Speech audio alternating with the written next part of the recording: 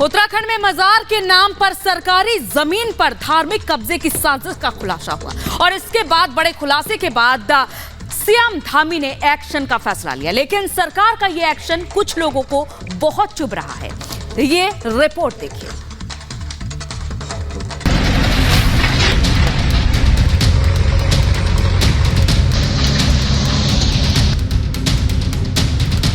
उत्तराखंड का Jim Corbett national park इन दिनों चर्चा में है, लेकिन इसकी वजह नेशनल पार्क में बाघों की संख्या नहीं बल्कि अवैध मजारों की संख्या है।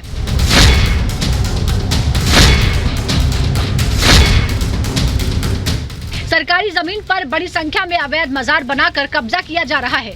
लेकिन सबसे पहले ग्राउंड जीरो से धार्मिक कब्जे की तस्वीरें देखिए जो रिपब्लिक भारत की टीम ने अपने कैमरे में कैद की हैं। मैं कॉर्बेट टाइगर रिजर्व में हूँ, वो इलाका जो संरक्षित इलाका है जहाँ पर शेर, तेंदुए, बाघ, हाथी, हिरन तमाम जानवर रहते हैं। लेकिन इन सरकारी जमीनों पर कुछ नया हुआ है। क्या हुआ है? उस नएपन को नाम दिया गया है लैंड जिहाद का। मेरे ठीक पीछे देखिए, यहाँ पर बहुत सारी मजारें आपको दिखाई दे रही होंगी। कानून ये कहता है कि इन इलाकों में किसी भी तरह का सिविल कंस्ट्रक्शन या किसी भी तरह का कंस्ट्रक्शन नहीं होना चाहिए। धामी सरकार ने दो टूक कह दिया है कि जो मजारें बनाई गई हैं जंगली इलाकों में वो अवैध हैं, उसे जल्द से जल्द तोड़ लिया जाए, हटा लिया जाए, नहीं तो सरकार कार्रवाई खुद करेगी। कहा यह भी जा रहा है, खबरें ये भी आई कि बहुत सारी मजारें ऐसी हैं जिनके नीचे किसी को दफन नहीं किया गया है, यानी ये मजारें अवैध तरीके से बनाई गई हैं। सरकारी जमीन पर कब्जा करने की मंशा और कोशिश इसमें साफ दिखाई देती है। सबसे बड़ी बात यह है कि इन मजारों के जरिए सरकारी जमीन पर अवैध कब्जा करने की एक पूरी प्रक्रिया है। आरोप यह है कि इसी तरह से पहले इन अवैध मजारों के पास ईंटें इकट्ठा करके रखी जाती हैं और फिर बाद में धीरे धीरे सरकारी जमीन पर निर्माण किया जाता है। उत्तराखंड में एक दो नहीं बल्कि 1000 से ज्यादा ऐसी अवैध मजारें हैं।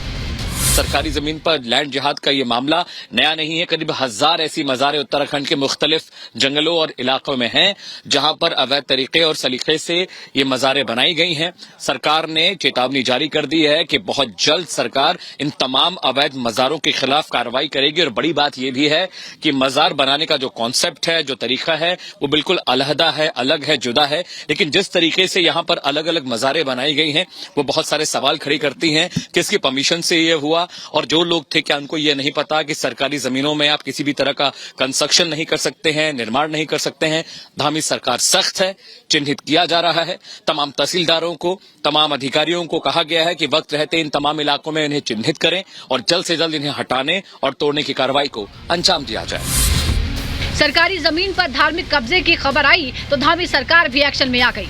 सरकारी जमीन पर बनी इन मजारों को बुलडोजर से गिराया जा चुका है और सीएम धामी ने दो टूक कह दिया है कि अवैध तरीके से बनाई गई मजारों को सख्ती से हटाया जाएगा।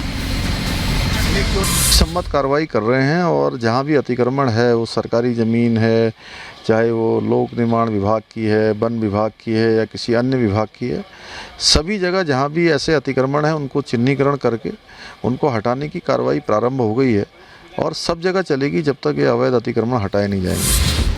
उत्तराखंड की धामी सरकार ने सरकारी जमीन पर बने 1000 से ज्यादा मजारों को चिन्हित कर लिया है, जिन्हें हटाने की ताबड़तोड़ कार्रवाई जारी है। वन विभाग की जमीन पर बने 100 से ज्यादा अवैध मजारों को हटाया जा चुका है, लेकिन कार्रवाई होते ही मुस्लिम धर्मगुरुओं ने सवाल खड़े कर दिए हैं। जो भी अतिक्रमण करे या वो मजार के नाम पर करे, मंदिर के नाम पर करे, मस्जिद के नाम पर करे, किसी के भी नाम पर करे, उसको ध्वस्त कीजिए। सब आपके साथ हैं, सब पब्लिक आपके साथ है। लेकिन सिर्फ मजार का नाम लेकर आप कहीं ना कहीं वोट बटोरने की कोशिश कर रहे हैं, कहीं ना कहीं आप हिंदू वोट को इकट्ठा करने की कोशिश कर रहे हैं। ये हमारा संविधान नहीं कहता। या तो आपने संविधान को पढ़ा नहीं है या आप संविधान को पढ़कर उसकी अनदेखी कर रहे हैं। दोनों जुर्म है। मौलाना साजिद रशीदी भले ही अवैध मजारों के खिलाफ एक्शन का विरोध कर रहे हों, लेकिन धामी सरकार ने ठान लिया है कि अवैध रूप से सरकारी जमीनों पर बनी मजारों को ध्वस्त किया जाएगा। जहां भी ऐसे निर्माण होंगे उनके खिलाफ धामी सरकार का बुलडोजर गरजेगा। Bureau report, Republic Bharat.